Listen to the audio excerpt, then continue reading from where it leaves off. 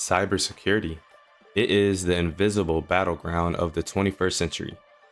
Every click, every connection, and every device, it all becomes a potential target. But to truly understand the threats we face today, we need to truly understand the battles of the past. So today we will be time traveling to the 1980s to witness the evolution of online threats from its humble beginnings to the threat that it is today. The 1980s. The internet, or as it was called back then, ARPANET, which stood for Advanced Research Projects Agency Network, was the beginning of the early version of the internet. It was basically a playground for researchers, academics, and government agencies. Imagine the early internet in the 1980s as a small private neighborhood where only researchers, academics, and government workers lived in. Back then, people were not worried about the security because only a few trusted people had access. It basically felt like a safe, gated community. But even in this era, the seeds of cyber warfare were being sown. Then came the Morris worm, created by Robert Morris. Think of this as if a student at a university was curious about how many computers were online. He created a digital experiment, a small program designed to spread from one computer to another. But here is the issue. His program had a flaw, a huge flaw. It spread way too fast and way too aggressively.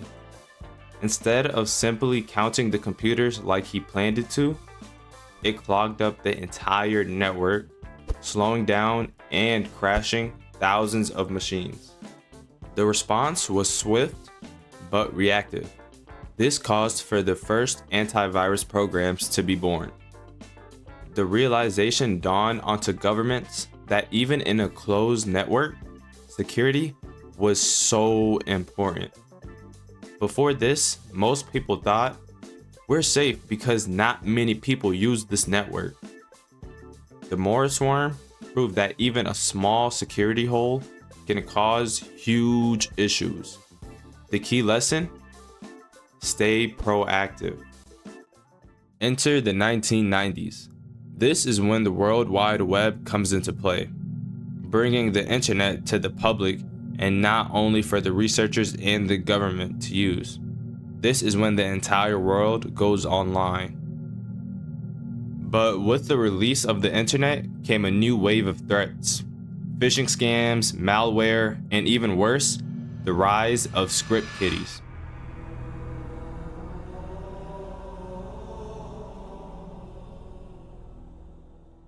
These are amateur hackers using pre-made tools that was created by even more skilled hackers to cause chaos. They are basically similar to little kids who found fireworks and are setting them off without truly understanding how dangerous fireworks can be.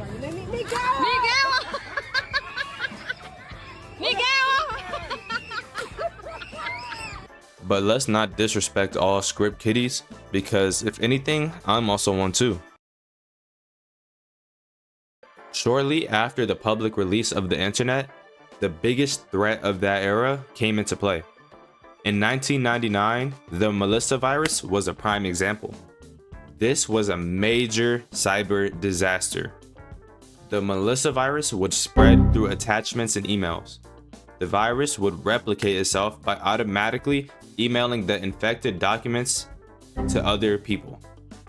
This would overload the email servers and costing companies millions of dollars. This event is what gave cybersecurity professionals jobs.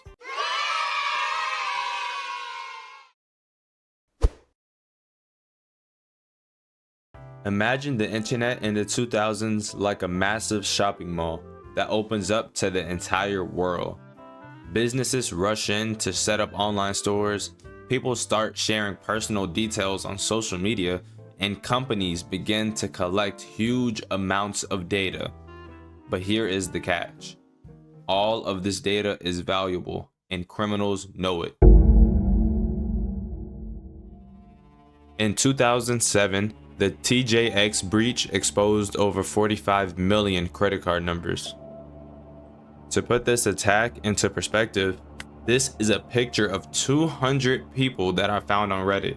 This is 1,000, and this is 15,000 people.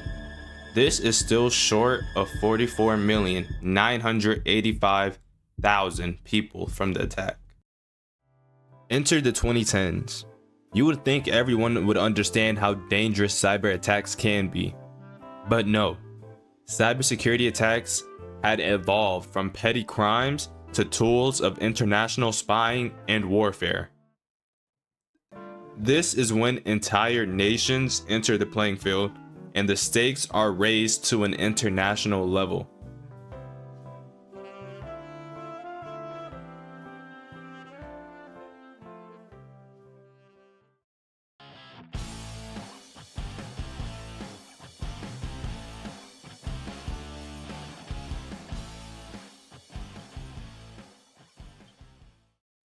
The 2020s.